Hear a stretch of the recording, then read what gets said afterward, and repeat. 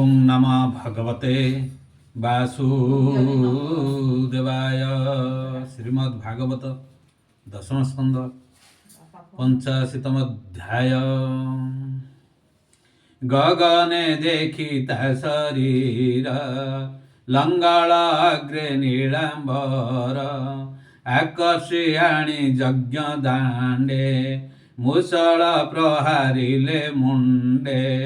तक्षणे होई खंडा खंड तळे पडिला मृत पिंड रुधिर गळे तबदने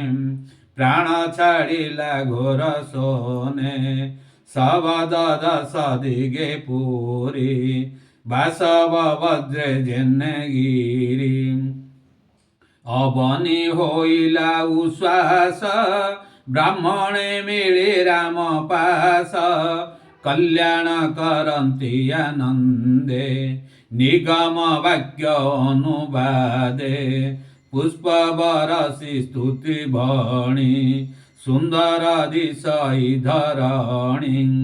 रामे पूजिले महाजने पुत्र विनाशे इंद्र जेने नाना कुसुमे परिमल हृदय लंबाई बनमाल नील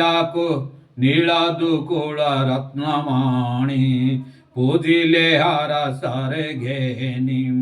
ब्राह्मणे होई अनुज्ञात हर से रोहिणी रसूत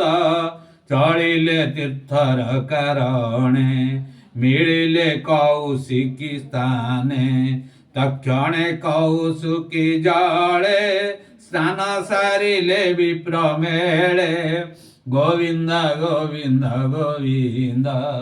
पदुगळुचि मकरंद बोलंद कबार हरि बोलम।